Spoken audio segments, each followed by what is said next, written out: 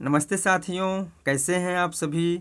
आशा करता हूं बहुत ही अच्छे होंगे और अच्छे से पढ़ाई कर रहे होंगे। दोस्तों, आज हम आप सबके समक्ष प्रशिक्षित स्नातक शिक्षक भर्ती परीक्षा यानी कि टीजीटी हिंदी से संबंधित तीसरा प्रैक्टिस सेट लेके आए हैं। अभी तक हम लोगों ने इससे संबंधित 2 प्रैक्टिस सेट तक देखे हैं, जिसका वीडियो आप मेरे यूट्यूब चैनल के प्लेलिस्ट से प्राप्त कर देख सकते हैं। इसके अलावा इन सब का PDF जो है आप मेरे टेलीग्राम चैनल से या फिर व्हाट्सएप ग्रुप से प्राप्त कर सकते हैं। चलिए देर न करते हुए शुरू करते हैं क्वेश्चन नंबर 1 से। यदि मेरा वीडियो आप सभी लोगों को अच्छा लगे तो लाइक करें और सब्सक्राइब करें। दोस्तों, आप लोग मुझे कमेंट करके ज़रूर बताइएगा कि आप लोगों का कितना क्वेश्चन सही हुआ है। क्वेश्चन नंबर 1 है, हिंदी वर्णमाला के निम्नलिखित वर्ण समूहों में से कौन सा एक अंतस्थ वर्ण समूह है। इनमें से कौन सा एक अंतस्थ वर्ण समूह है। ऑप्शन ए होगा, बी होगा, सी होगा या फिर डी होगा। तो इसमें जो ऑप्शन सही हो जाएगा या, रा, ला, वा, जो ये वर्ण समूह है यह अंतस्थ वर्ण समूह है, इसलिए ऑप्शन नंबर बी सही हो जाएगा। चलिए हम लोग अगला क्वेश्चन देखते हैं। निम्नलिखित में से एक कौन सा कवि अष्टछाप का कवि है। इनमें से कौन सा एक कवि अष्टछाप का कवि है। नरहरि स्वामी है या फिर छीत स्वामी है या फिर गोपाल स्वामी है या फिर राम स्वामी है। तो इसमें जो ऑप्शन सही हो जाएगा, अष्टछाप का जो कवि है वह है छीत स्वामी। ऑप्शन नंबर बी सही हो जाएगा। चलिए हम लोग अगला क्वेश्चन देखते हैं। अवधी एवं ब्रज भाषा दोनों में रचना करने वाले कवि इनमें से एक कौन है। सूरदास हैं, तुलसीदास हैं, घनानंद है या फिर उपरोक्त सभी। अवधी और ब्रज भाषा दोनों में रचना करने वाले जो कवि हैं वह है तुलसीदास। ऑप्शन नंबर बी सही हो जाएगा। चलिए हम लोग अगला क्वेश्चन देखते हैं। क्वेश्चन नंबर 4 देखते हैं। पवन शब्द का संधि विग्रह है। बताइए आप लोग, पवन शब्द का संधि विग्रह कौन सा होगा। तो इसमें जो ऑप्शन सही हो जाएगा, ऑप्शन नंबर सी हो जाएगा। पो प्लस अन जो है पवन शब्द का संधि विग्रह है। चलिए हम लोग अगला क्वेश्चन देखते हैं। क्वेश्चन नंबर 5 देखते हैं। राम की शक्ति पूजा कविता के कवि कौन हैं। बताइए आप लोग, राम की शक्ति की पूजा कविता के कवि कौन हैं। गजानन माधव मुक्तिबोध हैं, सुमित्रा नंदन पंत हैं या फिर सूर्यकांत त्रिपाठी निराला हैं या फिर रामधारी सिंह दिनकर हैं। तो राम की शक्ति पूजा कविता के जो रचनाकार है वह है Suryakant Tripathi Nirala. Option number B सही हो जाएगा। चलिए हम लोग अगला क्वेश्चन देखते हैं। क्वेश्चन नंबर 6 देखते हैं। निम्न काव्य पंक्तियों में एक में उपमा अलंकार है। इनमें से किस काव्य पंक्ति में उपमा अलंकार है। तो बिन पग चले सुने बिन काना में कौन सा अलंकार है। तो इसमें है विभावना अलंकार है। नारी बीच सारी है, इसमें कौन सा अलंकार है। तो इसमें संदेह अलंकार है। चरण कमल बंदो हरिराय में कौन सा अलंकार है। तो इसमें रूपक अलंकार है। तुम पितु सरिस भले मोहि मारा, इसमें कौन सा अलंकार है। तो उपमा अलंकार है, इसलिए ऑप्शन नंबर ए सही हो जाएगा। चलिए हम लोग अगला क्वेश्चन देखते हैं। क्वेश्चन नंबर 7 देखते हैं। सूची 1 सूची 2 को सुमेलित करते हुए निम्नलिखित कूटों का सही विकल्प चुनना है हमें। ठीक है, चलिए हम लोग देखते हैं। कर्ता क्या होगा। कर्ता ने कर्म को अपादान से अलग होना या फिर संप्रदान को के लिए। ठीक है, तो 4 3 2 1 जो ऑप्शन होगा वही सही होगा। तो 4 3 2 1 किसमें है। ऑप्शन नंबर डी में है, तो यही ऑप्शन नंबर डी सही हो जाएगा। चलिए हम लोग क्वेश्चन नंबर 8 देखते हैं। क्वेश्चन नंबर 8 क्या है। यह ऐसा संसार है जैसे श्यामल होगा। दोस्तों, यहाँ श्यामल फूल यह काव्य पंक्ति है रहीमदास की, तुलसीदास की, कबीरदास की या फिर जयसी की। यह जो काव्य पंक्ति है वह है कबीरदास की। ऑप्शन नंबर सी सही हो जाएगा। चलिए हम लोग अगला क्वेश्चन देखते हैं। निम्नलिखित में एक महिला कथाकार नहीं है। इनमें से कौन एक महिला कथाकार नहीं है। उषा प्रिवंदा महिला कथाकार है। ममता कालिया जो है यह भी महिला कथाकार है और महसू निशा यह भी महिला कथाकार। दोस्तों, उषा भंडारी के बारे में जानकारी नहीं है, इसलिए हम इसको कुछ नहीं बताएंगे। बाकी तीनों जो हों जो कथाकार हैं यह तीनों महिला कथाकार हैं। चलिए हम लोग अगला क्वेश्चन देखते हैं। क्वेश्चन नंबर 10 देखते हैं। आन का मान नाटक के लेखक कौन है। बताइए आप लोग, आन का मान नाटक के लेखक कौन है। सीताराम प्रेमी है या फिर हरिकृष्ण प्रेमी है या फिर त्रिलोकी नाथ प्रेमी है या फिर प्रेमी राम शर्मा प्रेमी है। तो इसमें जो ऑप्शन सही हो जाएगा, आन का मान नाटक के लेखक जो है वह हरिकृष्ण प्रेमी है। ऑप्शन नंबर बी सही हो जाएगा। चलिए हम लोग अगला क्वेश्चन देखते हैं। क्वेश्चन नंबर 11 देखते हैं। निम्न उपन्यासों में से एक के लेखक जयशंकर प्रसाद नहीं है। इनमें से कौन सी एक रचना जो है जयशंकर प्रसाद की नहीं है। कंकाल, तितली, इरावती और भिखारिणी। तो कंकाल, तितली और इरावती जो रचना है वह जयशंकर प्रसाद की है। अब भिखारी जो रचना है या जयशंकर प्रसाद की रचना नहीं, या किसकी रचना है, भगवती चरण वर्मा का उपन्यास विधा की रचना है। इसलिए ऑप्शन नंबर डी सही हो जाएगा। चलिए हम लोग अगला क्वेश्चन देखते हैं। चित्रलेखा नामक कृति किसका है? दोस्तों चित्रलेखा नामक कृति है क्या, किस विधा की है? नाटक है, कहानी है, जीवनी है या फिर उपन्यास है? तो चित्रलेखा जो है भगवती चरण वर्मा के, किसका, भगवती चरण वर्मा का उपन्यास है। किसका, भगवती चरण वर्मा का उपन्यास है। ऑप्शन नंबर डी सही हो जाएगा। दोस्तों हम इसमें कुछ गलत बता दिए क्या, भिखारी जो है, भिखारी किसकी रचना है, या है विश्वम्भर नाथ शर्मा कौशिक की रचना है, उपन्यास विधा की रचना है। चलिए हम लोग अगला क्वेश्चन देखते हैं। क्वेश्चन नंबर 13 देखते हैं। निम्नलिखित में से एक रचना यात्रा साहित्य से संबंधित नहीं है। इनमें से एक रचना यात्रा साहित्य से संबंधित नहीं है, वह कौन है? घुमक्कड़ सास, या फिर आखिरी चट्टान, या फिर ठेले पर हिमालय, या फिर मैंने सिल पहुँचाई। तो इसमें से एक रचना जो है यात्रा साहित्य से संबंधित नहीं है, वह है मैंने सिल पहुँचाई, यात्रा साहित्य से संबंधित नहीं है। इसलिए ऑप्शन नंबर डी हो जाएगा। बाकी तीनों रचनाएं जो हैं यात्रा साहित्य से संबंधित हैं। चलिए हम लोग अगला क्वेश्चन देखते हैं। हिंदी का आदिकाल रचना के लेखक हैं। दोस्तों यहाँ हिंदी का आदिकाल ना होकर के हिंदी साहित्य का आदिकाल होगा। क्या होगा? हिंदी साहित्य का आदिकाल की रचनाकार कौन है? महावीर प्रसाद द्विवेदी हैं, या फिर हजारी प्रसाद द्विवेदी हैं, या फिर रामचंद्र शुक्ल हैं, या फिर डॉक्टर नगेंद्र हैं। तो हिंदी साहित्य आदिकाल की जो रचनाकार है वह है Hazari Prasad Dwivedi. Option number B सही हो जाएगा। चलिए हम लोग अगला क्वेश्चन देखते हैं। निम्नलिखित में से एक निबंध मनोविकार संबंधित निबंध नहीं है। इनमें से एक निबंध जो है मनोविकार संबंधित निबंध नहीं है, वह कौन सा है? लज्जा और ग्लानि है, या फिर क्रोध है, या फिर लोभ और प्रीति है, या फिर त्रिवेणी है? बताइए आप लोग इसमें से कौन सा ऑप्शन सही हो जाएगा? तो इसमें जो ऑप्शन सही हो जाएगा ऑप्शन नंबर डी हो जाएगा, त्रिवेणी। चलिए हम लोग अगला क्वेश्चन देखते हैं। गागर में सागर भरने का आशय है। गागर को लबालब भर देना, या फिर थोड़े शब्दों में व्यापक अर्थ भर देना, या फिर शब्दों का कम प्रयोग करना, या फिर मुट्ठी में समुद्र भर देना। तो गागर में सागर भरने का आशय है थोड़े शब्दों में व्यापक अर्थ भर देना। ऑप्शन नंबर बी सही हो जाएगा। चलिए हम लोग अगला क्वेश्चन देखते हैं। क्वेश्चन नंबर 17 देखते हैं। निम्नलिखित में से एक कवि कृष्ण भक्त कवि नहीं है। इनमें से कौन सा एक कवि कृष्ण भक्त कवि नहीं है? नंददास, सूरदास, रसखान, या फिर पद्माकर। तो नंददास कृष्ण भक्त कवि हैं, सूरदास कृष्ण भक्त कवि हैं, और रसखान भी कृष्ण भक्त कवि है, जबकि पद्माकर जो है कृष्ण भक्त कवि नहीं है। इसलिए ऑप्शन नंबर डी सही हो जाएगा। चलिए हम लोग अगला क्वेश्चन देखते हैं। क्वेश्चन नंबर 18 देखते हैं। निम्नलिखित शब्दों में एक शब्द सूर्य का पर्यायवाची नहीं। इनमें कौन सा एक शब्द सूर्य का पर्यायवाची नहीं है? तो भास्कर और मार्तंड जो है सूर्य के पर्यायवाची शब्द हैं। किसके? सूर्य के पर्यायवाची शब्द हैं।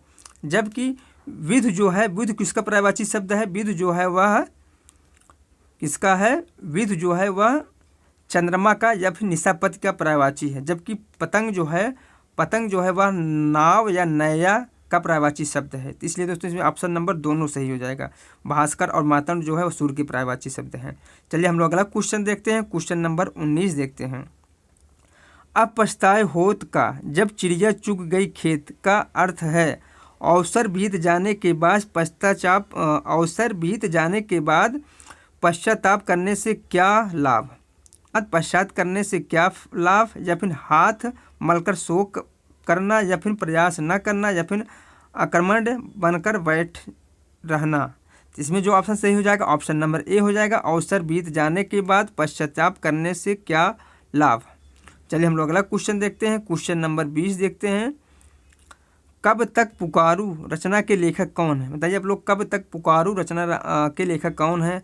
रंगाचार्य हैं, या फिर माधवाचार्य हैं, या फिर गोविंदाचार्य हैं, या फिर रंगे राघव हैं? इसमें जो ऑप्शन सही हो जाएगा ऑप्शन नंबर डी हो जाएगा। रंगे राघव की रचना है कब तक पुकारूं। चलिए हम लोग अगला क्वेश्चन देखते हैं। क्वेश्चन नंबर 21 देखते हैं। नचिकेतोपाख्यान के लेखक कौन है? दोस्तों आप लोग पता ही होगा बहुत अच्छी तरह से कि नचिकेतोपाख्यान के लेखक कौन है। मंडन मिश्र हैं, सदल मिश्र हैं, या फिर सदन मिश्र हैं, या फिर सूदन मिश्र हैं? तो नचिकेतोपाख्यान के जो लेखक हैं वह है सदल मिश्र। ऑप्शन नंबर बी सही हो जाएगा। चलिए हम लोग अगला क्वेश्चन देखते हैं। रीत काल के कवि घनानंद एक काव्यधारा का प्रतिनिधित्व करते हैं, उसका नाम है रीतबद्ध काव्यधारा, या फिर रीत सिद्ध काव्यधारा, या फिर अरीत काव्यधारा, या फिर रीत मुक्त स्वच्छंद काव्यधारा। तो बोधा ठाकुर और आलम घनानंद ये जो सभी हैं या फिर ये सभी रीत मुक्त स्वच्छंद काव्यधारा के कवि हैं, इसलिए ऑप्शन नंबर डी सही हो जाएगा। चलिए हम लोग अगला क्वेश्चन देखते हैं। क्वेश्चन नंबर 23 देखते हैं। किसे आधुनिक हिंदी काव्य जगत की मीरा कहा जाता है? सुभद्रा कुमारी चौहान को, सहजोबाई को, दयाबाई को या फिर महादेवी वर्मा को? तो इसमें जो ऑप्शन सही हो जाएगा ऑप्शन नंबर डी सही हो जाएगा। आधुनिक युग की मीरा जो है महादेवी वर्मा को कहा जाता है। चलिए हम लोग अगला क्वेश्चन देखते हैं। साकेत महाकाव्य का कवि का नाम बताइए। साकेत महाकाव्य के कवि कौन हैं? किसने रचना किया है साकेत महाकाव्य को? सिया राम शरण गुप्त ने, बाल मुकुंद गुप्त ने, मैथिली शरण गुप्त ने या फिर जगदीश गुप्त ने? इसमें जो ऑप्शन सही हो जाएगा ऑप्शन नंबर सी हो जाएगा। मैथिली शरण गुप्त की रचना है साकेत। चलिए हम लोग अगला क्वेश्चन देखते हैं। श्रुत्वा शब्द में प्रत्यय है, बताइए श्रुत्वा शब्द में कौन सा प्रत्यय है? तो इसमें जो ऑप्शन सही हो जाएगा ऑप्शन नंबर बी हो जाएगा, त्वा प्रत्यय है। चलिए हम लोग अगला क्वेश्चन देखते हैं। क्वेश्चन नंबर 26 देखते हैं। जिस छंद के चारों चरण में प्रत्येक में 16-16 मात्राएं होती हैं उसे कहते हैं चौपाई कहते हैं, दोहा कहते हैं, रोला कहते हैं या फिर हरगीतिका कहते हैं? तो इसमें जो ऑप्शन सही हो जाएगा ऑप्शन नंबर ए हो जाएगा, चौपाई कहते हैं उसे। क्या कहते हैं? चौपाई कहते हैं। चलिए हम लोग अगला क्वेश्चन देखते हैं। क्वेश्चन नंबर 27 देखते हैं। बकलम खुद निबंध संग्रह के लेखक कौन है? जयप्रकाश भारती हैं, प्रोफेसर सुंदर रेड्डी हैं या फिर धर्मवीर भारती हैं या फिर मोहन राकेश हैं? इसमें जो ऑप्शन सही हो जाएगा ऑप्शन नंबर डी हो जाएगा, मोहन राकेश की रचना है। चलिए हम लोग अगला क्वेश्चन देखते हैं। नमस्ते शब्द में संधि है, बताइए आप लोग नमस्ते शब्द में कौन सी संधि है? व्यंजन संधि है, विसर्ग संधि है, स्वर संधि है या फिर निर्गुण संधि है? इसमें जो ऑप्शन सही हो जाएगा नमस्ते शब्द में विसर्ग संधि है, ऑप्शन नंबर बी सही हो जाएगा। चलिए हम लोग अगला क्वेश्चन देखते हैं। कारकों का सही क्रम है, बताइए आप लोग कारकों का सही क्रम कौन सा है? तो कर्ता ने कर्म को करण से, दोस्तों कर्ता कर्म, दोस्तों इसमें कौन सा ऑप्शन है? तो ऑप्शन नंबर डी हो जाएगा, कर्ता कर्म करण संप्रदाय अपदान, इसलिए ऑप्शन नंबर डी सही हो जाएगा। चलिए हम लोग अगला क्वेश्चन देखते हैं। क्वेश्चन नंबर 30 देखते हैं।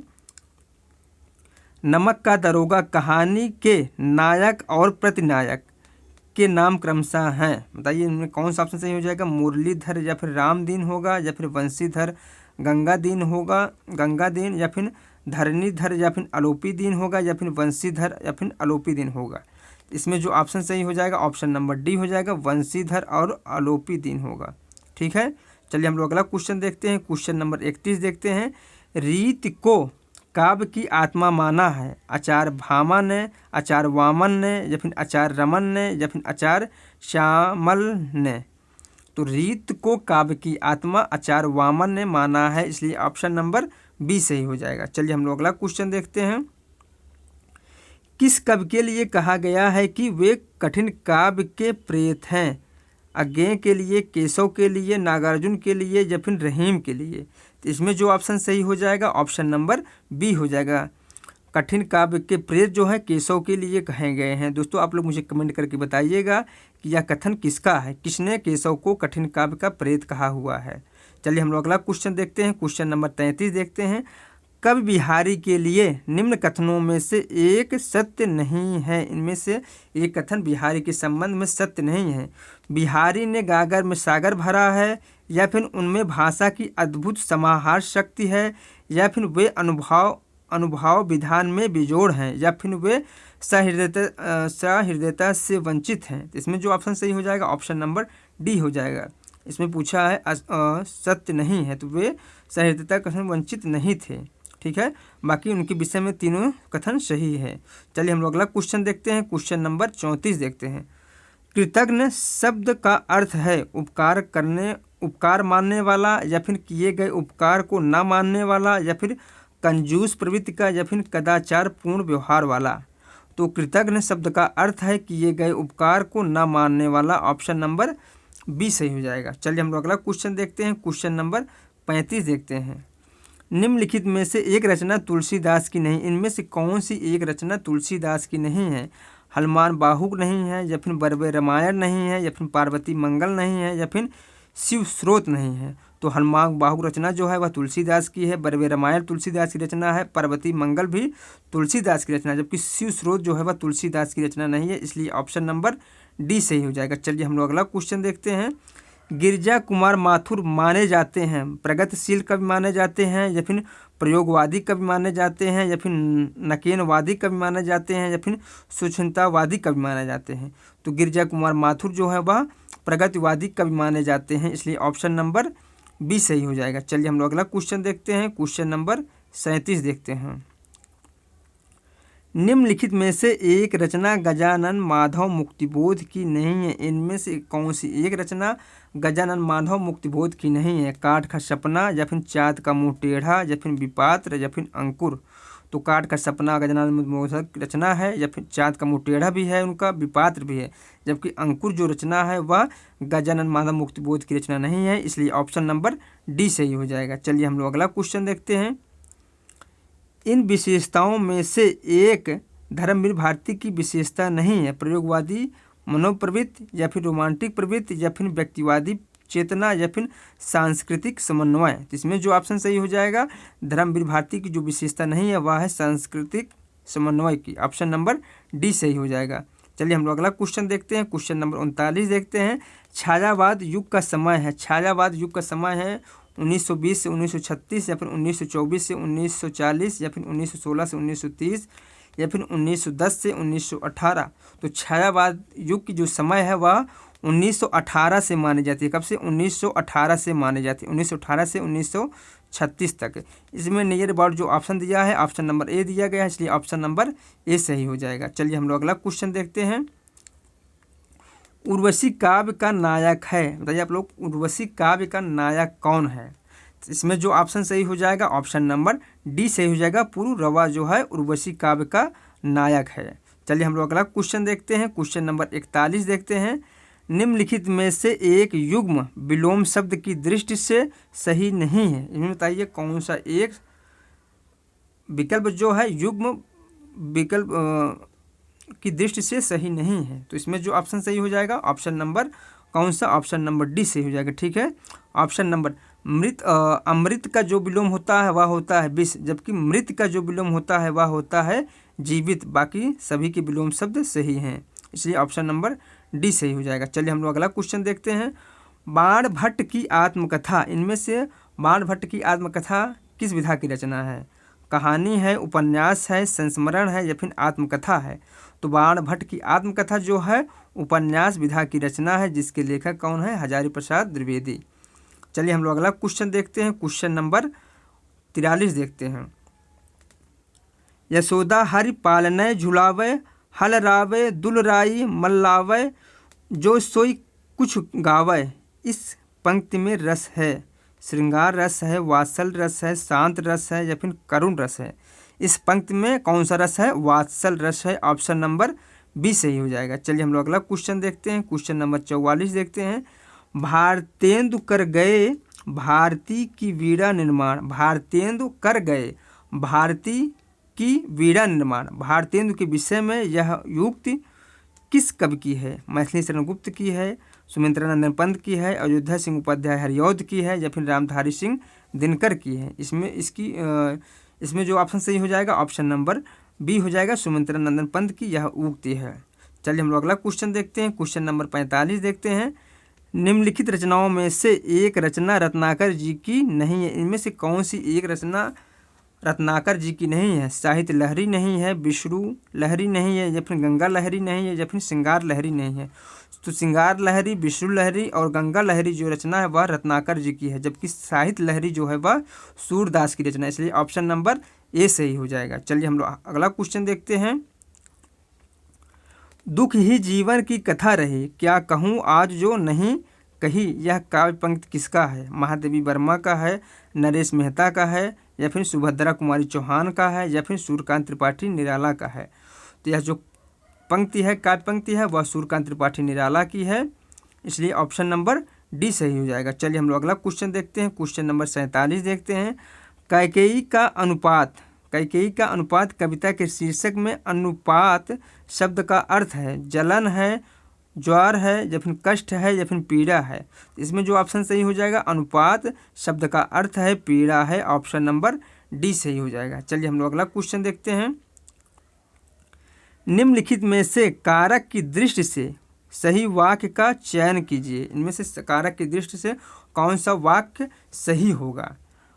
मैंने तुमको बोला था, या फिर तुमने आगरा की यात्रा की, या फिर उसने पत्र को लिखा, या फिर उनका आस्था उसमें नहीं है। तो कारक की दृष्टि जो सही वाक्य है वह कौन सा है? ऑप्शन नंबर बी हो जाएगा, तुमने आगरा की यात्रा की। ऑप्शन नंबर बी सही हो जाएगा। चलिए हम लोग अगला क्वेश्चन देखते हैं। तमस उपन्यास के लेखक कौन है? बताइए आप लोग, तमस उपन्यास के लेखक कौन है? परीक्षित साहनी है, या फिर बलराज साहनी है, या फिर नैना साहनी है, या फिर भीष्म साहनी है? तो तमस उपन्यास के लेखक जो है वह है Bhishma Sahni. Option number D सही हो जाएगा। चलिए हम लोग अगला क्वेश्चन देखते हैं। भाव तर्क की पकड़ से बाहर है, यह कथन किस कहानी में व्यक्त हुआ है? बहादुर, या फिर अपना अपना भाग, या फिर अहम ब्रह्मास्त्र, या फिर सती? इसमें जो ऑप्शन सही हो जाएगा ऑप्शन नंबर बी हो जाएगा, अपना अपना भाग। क्या कौन सा? अपना अपना भाग कहानी का यह कथन है। चलिए हम लोग अगला क्वेश्चन देखते हैं। क्वेश्चन नंबर 51 देखते हैं। सूची 1 को सूची 2 से सुमेलित कीजिए तथा कूट में से सही विकल्प का चयन करना है। तो सूची हम लोग 1 और 2 देख लेते हैं। तो अपना अपना भाग किसकी रचना है? तो अपना अपना भाग जो है वह जैनेन्द्र की रचना। किसकी है? जैनेन्द्र की रचना है। जबकि अहम ब्रह्मास्त्र किसकी रचना है? तो वह है भीष्म साहनी की। जबकि पंचलाइट किसकी रचना है? वह है फणीश्वरनाथ रेणु की। जबकि सती जो कहानी है एक किसकी है? शिवानी की है। तो इसलिए 4, 3, 2, 1 जिसमें ऑप्शन सही होगा वही हो जाएगा। किसमें है? ऑप्शन नंबर डी में है। इसलिए ऑप्शन नंबर डी सही हो जाएगा। कौन सा? Option number D. चलिए हम लोग अगला क्वेश्चन देखते हैं। क्वेश्चन नंबर 52 देखते हैं। मिमुच्छ शब्द का सही अर्थ चुनिए। मृत्यु की कामना, या फिर मोक्ष की कामना, या फिर मोक्ष को प्राप्त किया हुआ, या फिर मन की इच्छा? इसमें जो ऑप्शन सही हो जाएगा, मुमुक्ष शब्द का अर्थ जो है वह है मोक्ष की कामना। ऑप्शन नंबर बी सही हो जाएगा। चलिए हम लोग अगला क्वेश्चन देखते हैं। क्वेश्चन नंबर 53 देखते हैं। जिन खोजा तिन पाया, गहरे पानी पैठ, इस कथन का आशय है सफलता उसी को प्राप्त होती है जो परिश्रम और संघर्ष करता है, या फिर नदी के किनारे बैठने से जल में घुसना अच्छा, या फिर कुछ पाने के लिए पानी में उतरना पड़ता है, या फिर परिश्रम से पानी में खोजने पर मोती मिलता है? इसमें जो ऑप्शन सही हो जाएगा, सफलता उसी को प्राप्त होती है जो परिश्रम और संघर्ष करता है। ऑप्शन नंबर ए हो जाएगा। चलिए हम लोग अगला क्वेश्चन देखते हैं। क्वेश्चन नंबर 54 देखते हैं। क्वेश्चन नंबर 54 क्या है? सन्नाटा निबंध लेखक है। दोस्तों यहाँ सन्नाटा ना होकर के पहले मैं सन्नाटा बुनता हूँ निबंध होगा। पहले मैं सन्नाटा बुनता हूँ किसका निबंध है? हरिशंकर परसाई का है, अज्ञेय का है, या फिर प्रोफेसर जी सुंदर रेड्डी का है, या फिर कन्हैयालाल मिश्र का है? यह जो निबंध है वह अज्ञेय का है। किसका है? अज्ञेय का है, जो 1974 ईस्वी में इन्होंने लिखा हुआ था। चलिए हम लोग अगला क्वेश्चन देखते हैं। क्वेश्चन नंबर 55 देखते हैं। नीलोत्पल शब्द में समास है कौन सा? अव्ययी भाव समास है, या फिर बहुब्रीहि समास है, या फिर द्वंद्व समास है, या फिर कर्मधारय समास है? इसमें जो ऑप्शन सही हो जाएगा ऑप्शन नंबर डी हो जाएगा, कर्मधारय समास है। कौन सा समास है? कर्मधारय समास है। चलिए हम लोग अगला क्वेश्चन देखते हैं। क्वेश्चन नंबर 56 देखते हैं। निम्नलिखित में से एक युग्म सही नहीं है, चिन्हित कीजिए। कौन सा एक युग्म सही नहीं है? पुनर्वा जो है हजारी प्रसाद द्विवेदी की रचना है, या फिर तितली जो है जयशंकर प्रसाद की रचना है, अमृत और विष जो है अमृतलाल नागर की रचना है, त्यागपत्र जो है भगवती चरण वर्मा की रचना है। तो इसमें जो पूछा है सही नहीं है तो वह है ऑप्शन नंबर डी, त्यागपत्र जो है भगवती चरण वर्मा की ना होकर के किसकी रचना है?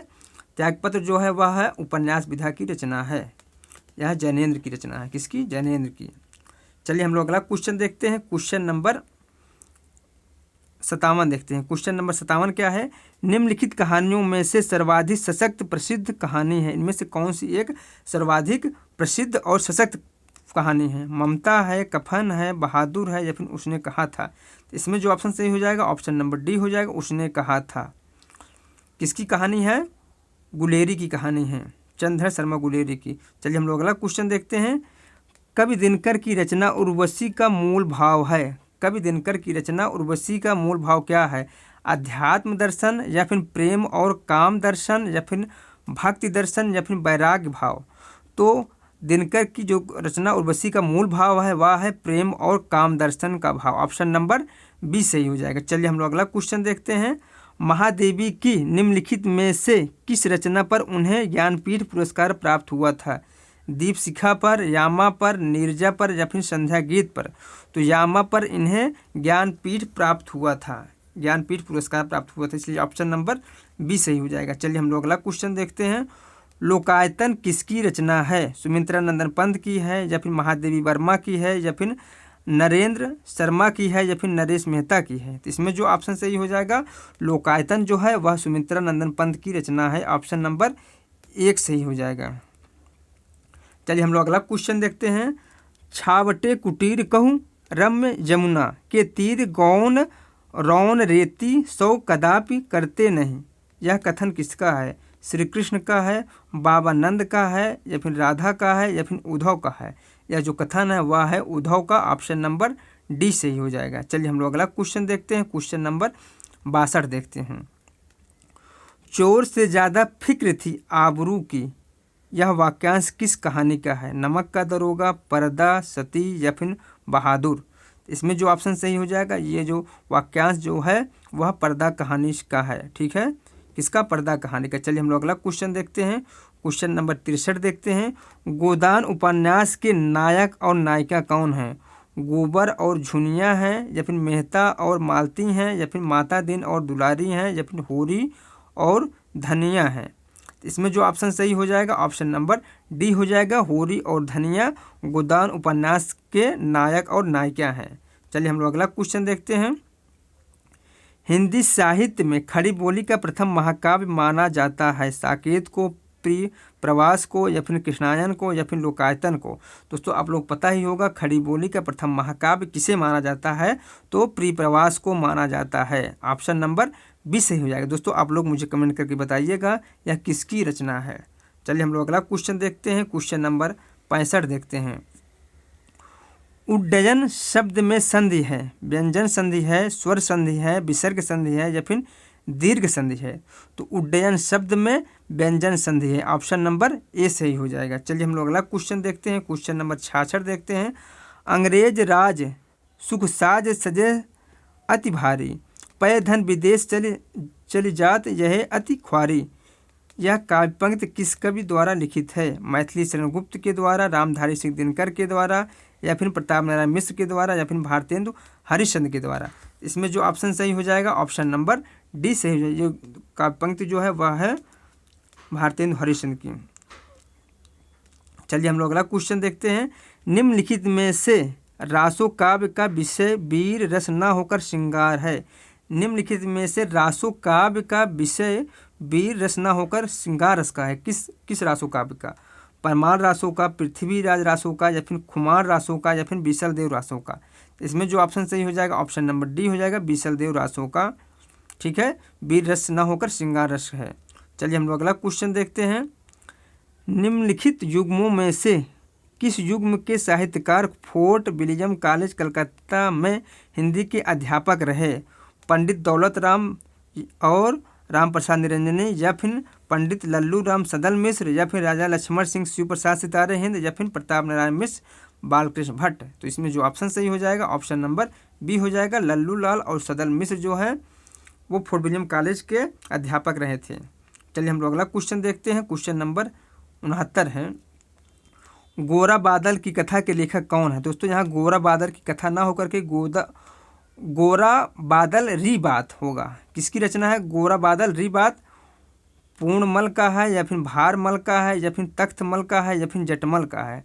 तो गोरा बादल री बात जो रचना है वह किसका है? जटमल का है, ऑप्शन नंबर डी सही हो। का विलोम है, जड़ होगा, जंगम होगा, चेतन होगा या फिर अचेतन होगा?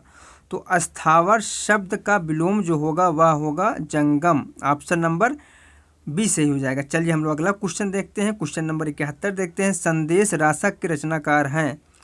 कवि नल हैं या फिर केदार भट्ट हैं या फिर अब्दुल रहमान हैं या फिर रमजान शेख हैं?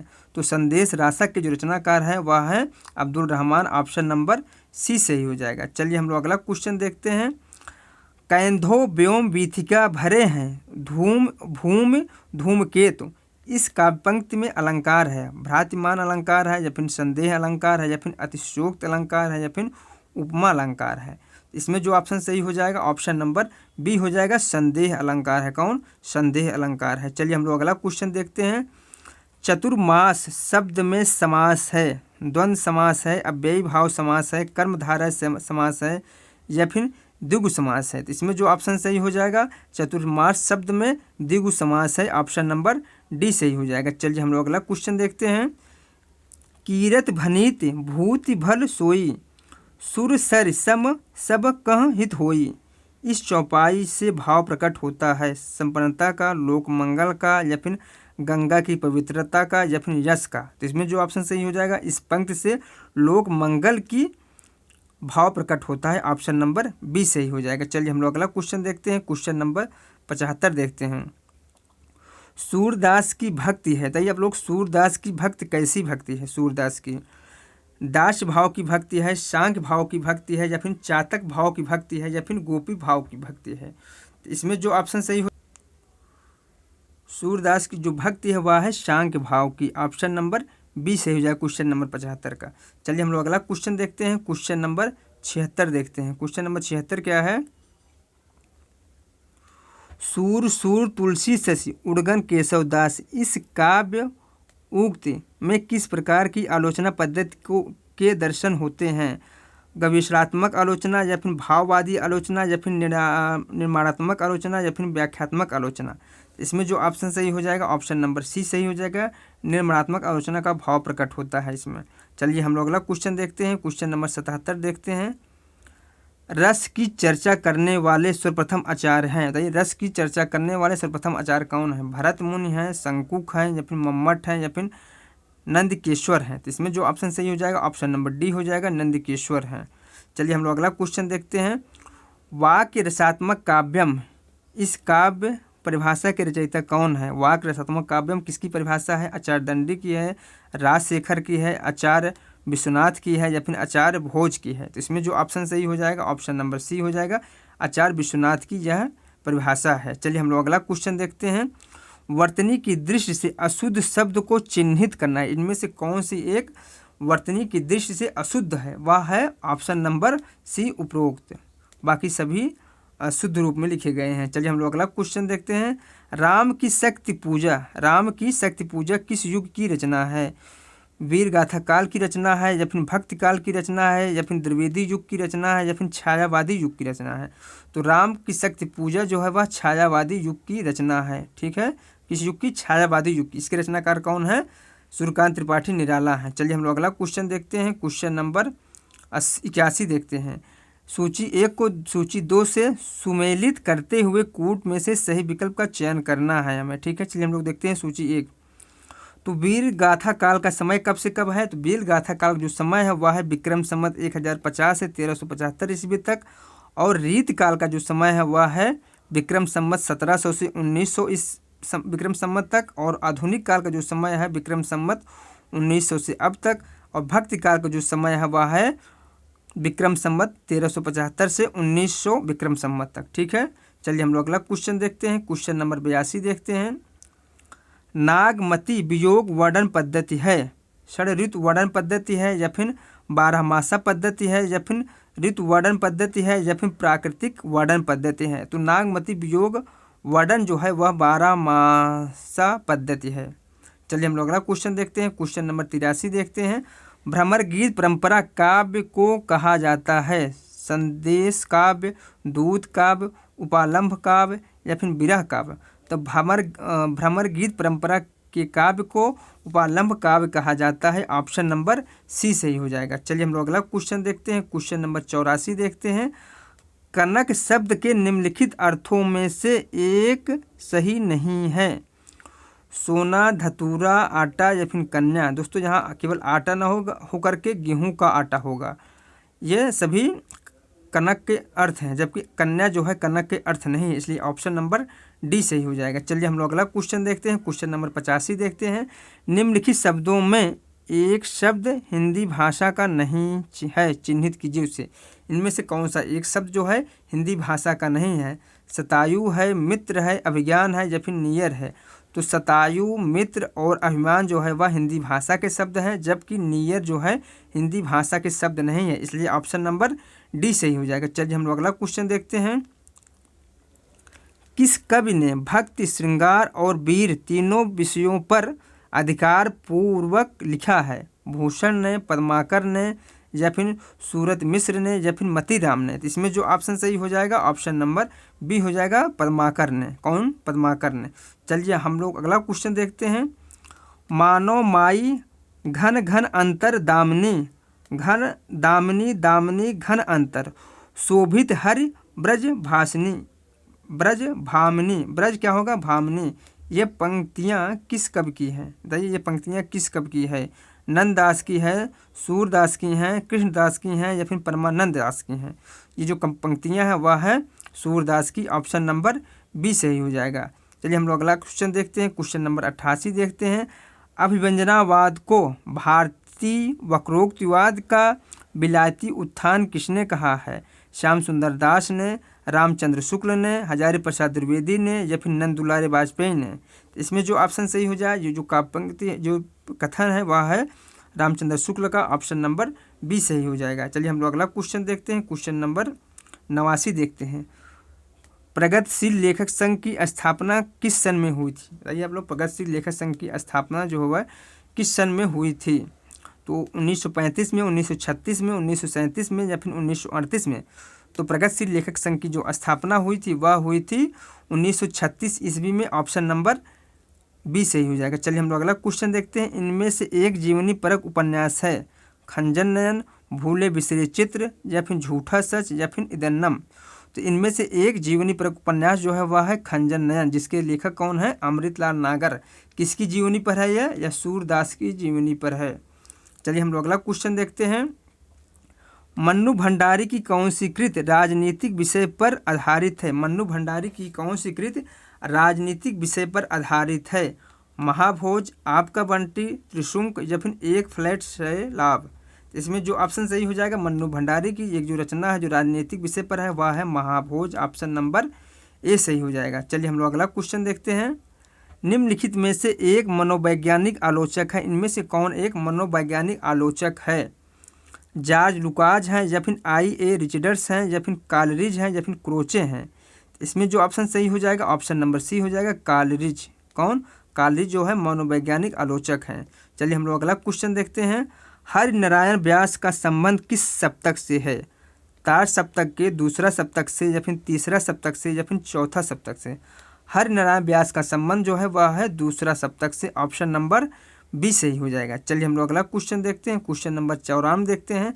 साहित्य जन समूह के हृदय का विकास है, यह उक्त किस लेखक की है? प्रताप नारायण मिश्र की है, चौधरी बद्री नारायण प्रेमघन की है, या फिर भारतेंदु हरिश्चंद्र की है, या फिर बालकृष्ण भट्ट की है?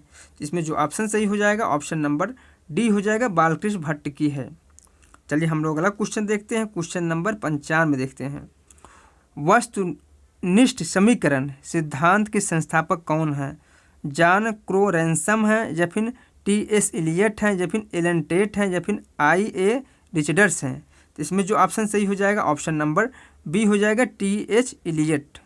चलिए हम लोग अगला क्वेश्चन देखते हैं। क्वेश्चन नंबर 96 देखते हैं। निम्नलिखित में से एक कहानी शिव प्रसाद सिंह की है, इनमें से कौन सी एक कहानी शिव प्रसाद सिंह की है? हंसा जाए अकेला, या फिर कर्मनाशा की हार, या फिर जहाँ लक्ष्मी कैद है, या फिर मलबे का मालिक?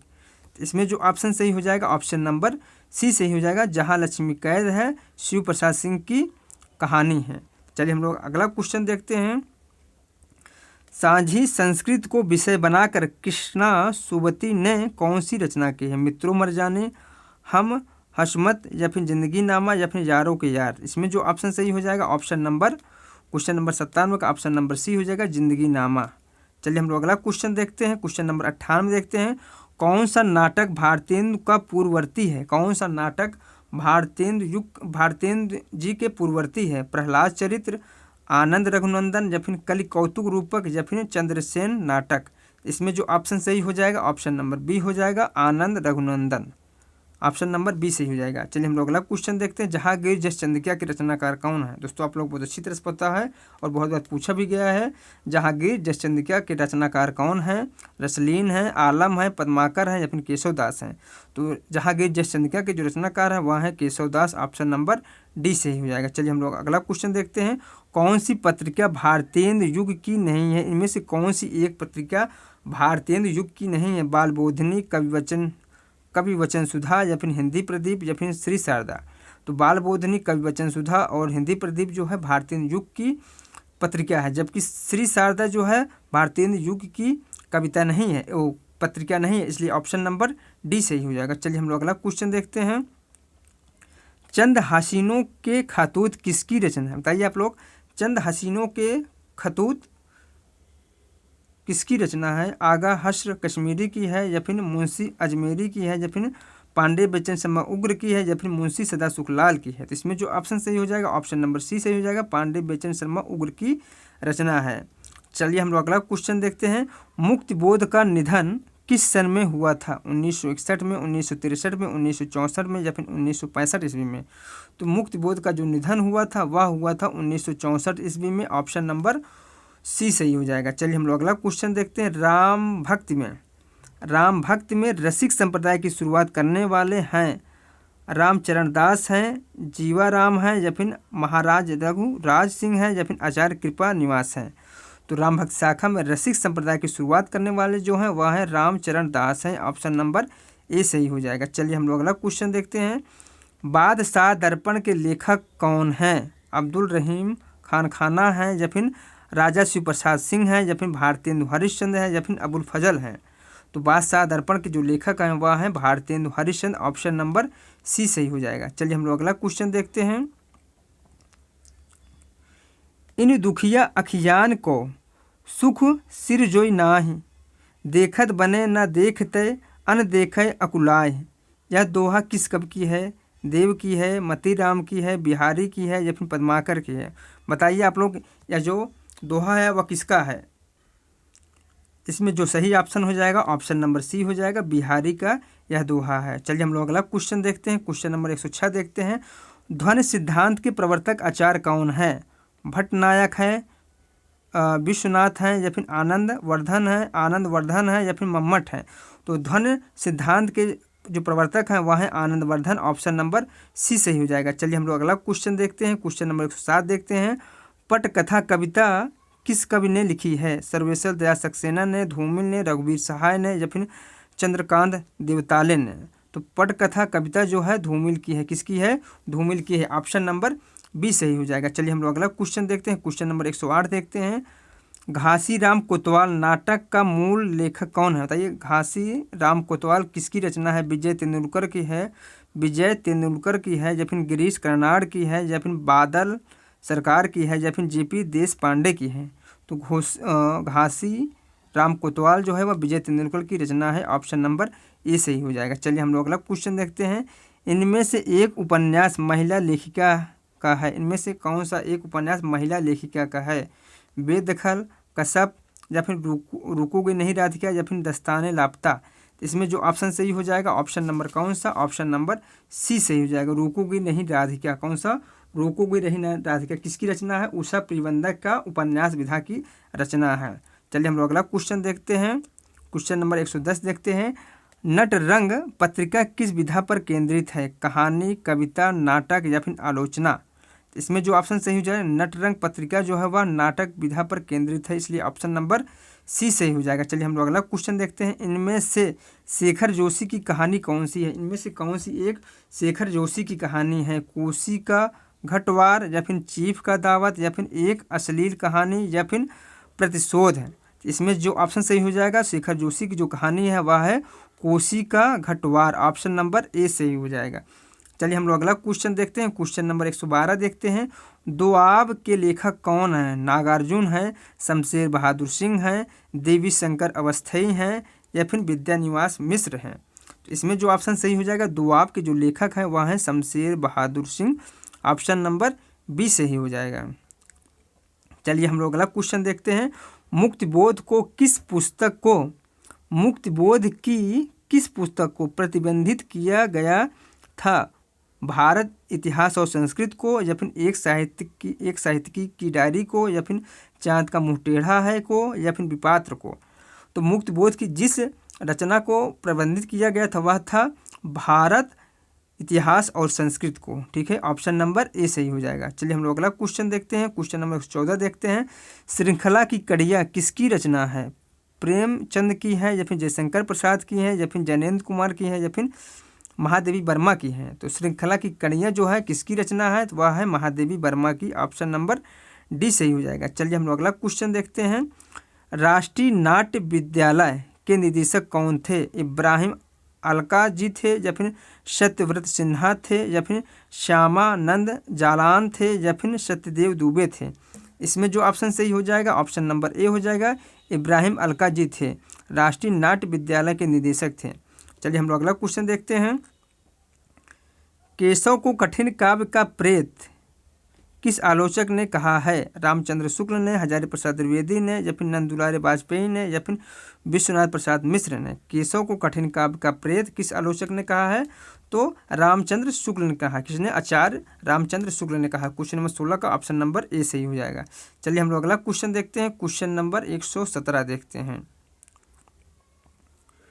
नई कविता पत्रिका का प्रकाशन किस वर्ष हुआ था? 1952 में, या फिर 1953 में, या फिर 1954 में, या फिर 1955 में? तो नई कविता पत्रिका का प्रकाशन जो हुआ था वह हुआ था 1954 ईस्वी में। ऑप्शन नंबर सी सही हो जाएगा। चलिए हम लोग अगला क्वेश्चन देखते हैं। गदल कहानी के लेखक कौन है? बताइए आप लोग, गदल कहानी के लेखक कौन है? कमलेश्वर है, रंगे राघव है, यशपाल है, या फिर शिव प्रसाद सिंह है? इसमें जो सही हो जाएगा गदल कहानी के जो लेखक हैं वह है रंगे राघव। ऑप्शन नंबर बी सही हो जाएगा। चलिए हम लोग अगला क्वेश्चन देखते हैं। अंधा युग की विधा है, किस विधा की रचना है? काव्य नाटक, दीर्घ काव्य, या फिर कथा काव्य, या फिर खंड काव्य? इसमें जो ऑप्शन सही हो जाएगा ऑप्शन नंबर ए हो जाएगा। अंधा युग जो है वह नाटक विधा की रचना है। चलिए हम लोग अगला क्वेश्चन देखते हैं। आलोचना पत्रिका के पहले संपादक कौन थे? बताइए, आलोचना पत्रिका के पहले संपादक कौन थे? नंदुलारे वाजपेयी, विजय देवनारायण शाही, शिवदान सिंह चौहान, या फिर डॉक्टर नामवर सिंह? इसमें जो ऑप्शन सही हो जाएगा आलोचना पत्रिका के जो पहले संपादक थे वह थे Shiv Prasad Singh. Option number C सही हो जाएगा। चलिए हम लोग अगला क्वेश्चन देखते हैं। क्वेश्चन नंबर 121 देखते हैं। क्वेश्चन नंबर 121 क्या है? रीतकालीन कवि रसलीन की कविता निम्नलिखित में से कौन सी है? रसक रंजन है, या फिर रसबोध है, या फिर रस प्रबोध है, या फिर रसक राग है? तो रीतकालीन कवि रसलीन कविता की एक कविता कौन सी है? वह है रस प्रबोध। ठीक है, रसलीन की कौन सी कविता है? वह है रस प्रबोध। चलिए हम लोग अगला क्वेश्चन देखते हैं। क्वेश्चन नंबर 122 देखते हैं। चक्र प्राणी शब्द में समास है, तो ये चक्र प्राणी शब्द में समास कौन सा है? कर्मधारय, बहुब्रीहि, तत्पुरुष, या फिर द्वंद्व समास? इसमें जो ऑप्शन सही हो जाएगा ऑप्शन नंबर बी हो जाएगा। बहुब्रीहि समास है। कौन सा? बहुब्रीहि समास है। चलिए हम लोग अगला क्वेश्चन देखते हैं। क्वेश्चन नंबर 123 देखते हैं। हिंदी साहित्य के किस काल को पूर्व मध्यकाल और उत्तर मध्यकाल के नाम से अभिहित किया जाता है? बताइए आप लोग। तो पूर्व मध्यकाल को किस नाम से अभिहित किया जाता है? तो भक्ति काल को, जबकि उत्तर मध्यकाल को रीतकाल के नाम से अभिव्यक्त किया जाता है। ठीक है, पूर्व मध्यकाल को भक्ति काल को के नाम से और उत्तर मध्यकाल को रीतकाल के नाम से अभिव्यक्त किया जाता है। चलिए हम लोग अगला क्वेश्चन देखते हैं। क्वेश्चन नंबर 124 देखते हैं। अभिधा उत्तम काव्य है कहकर किस आचार्य ने अभिधा को श्रेष्ठ शब्द शक्ति माना है? आचार्य देव ने, या फिर चिंतामणि ने, या फिर सेनापति ने, या फिर आचार्य भिखारी दास ने?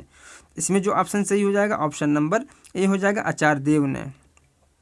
चलिए हम लोग अगला क्वेश्चन देखते हैं और इस प्रैक्टिस सेट का लास्ट क्वेश्चन देखते हैं। राष्ट्रभाषा के रूप में हिंदी के संदर्भ में निम्नलिखित कथनों में से एक असत्य है। हिंदी देश को भावनात्मक रूप से एक बनाए रखने में सामर्थ है, या फिर हिंदी की लिपि अत्यंत वैज्ञानिक है, या फिर इसकी शब्द संपदा सीमित और अपर्याप्त है, या फिर हिंदी को देश की अधिकांश जनता बोलती है और समझती है। इसमें जो ऑप्शन सही हो जाएगा ऑप्शन नंबर सी सही हो जाएगा। ठीक है, इसकी शब्द संपदा सीमित और अपर्याप्त है, बाकी जो है सभी सही है कथन। ठीक दोस्तों, यह वीडियो यहीं समाप्त हो रहा है। इसके आगे हम कल मिलेंगे। यदि मेरा वीडियो आप सभी लोगों को अच्छा लगा तो लाइक करें, सब्सक्राइब करें। दोस्तों आप लोग मुझे कमेंट करके ज़रूर बताइएगा कि आप लोगों का कितना